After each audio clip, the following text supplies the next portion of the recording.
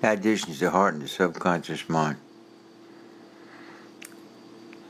Clarifying, coming to discover the difference between the intrinsic mind of the human spirit and the intuitive mind of the subconscious mind, then known as the conscious mind, that's influenced by the world around it.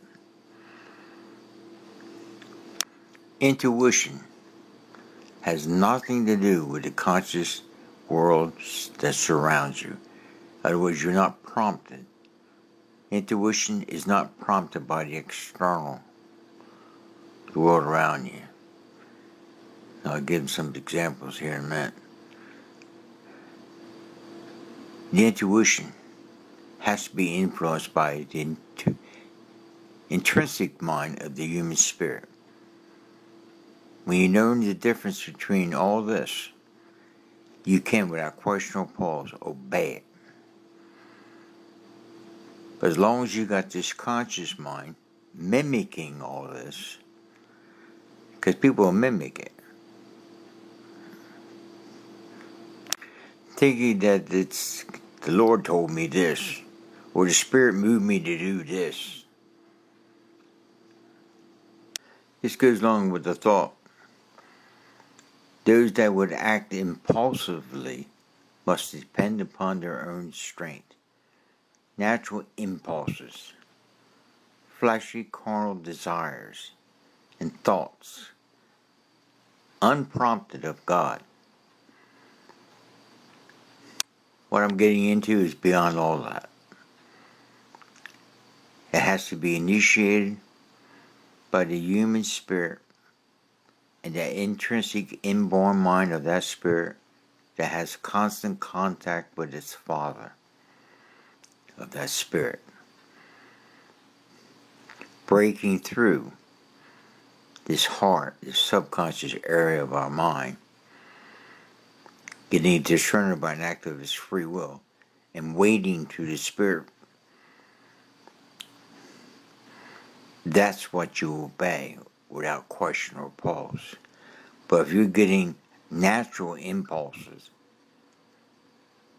from the world around you, like, for example, you're driving down the road and you see a billboard telling you to say something or do something, and you attribute that the Lord told me through this billboard to say something or do something. That's not intuition, nor is it intrinsic. It's natural impulsive, and you must depend upon your own strength. Billboards are put there for a reason.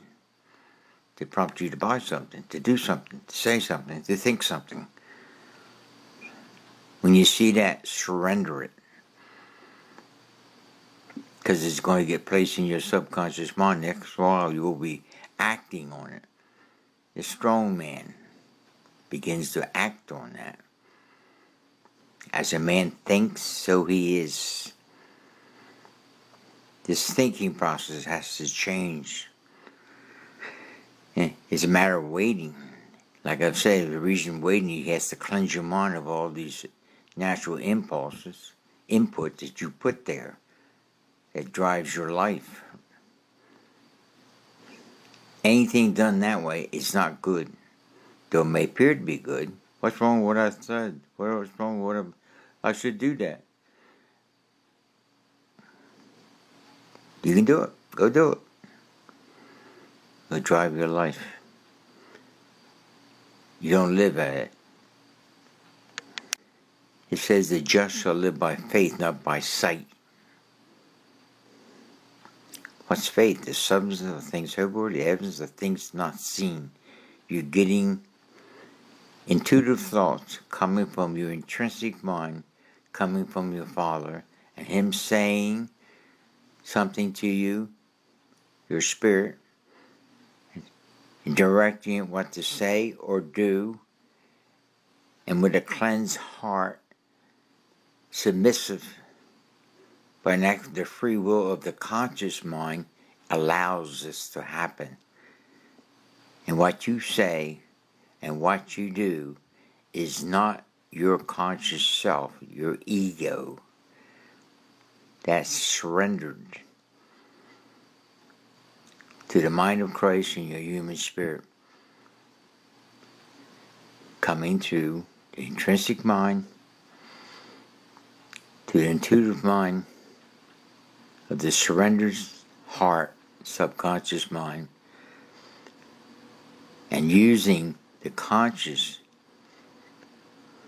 Paul said, I am crucified, nevertheless I live. Yet it's not I, ego, living. And I live now, and the life I now live in this flesh, the world around me. I live to the faith of the Son of God. The just shall live by that faith. Not your idea of faith according to the world or some religious idea of faith. It's the faith of Christ, the anointing Christ, the Son of God, lived that way, demonstrated it in the mode of a man. You're in the man mode of a Son of Man. And that Son of Man has to surrender constantly. For a long time we fight this, we wrestle it. We go with our natural impulses rather than waiting to our spirits and for the cleansing. So this intuitive thoughts are coming from the intrinsic mind and coming from our Father.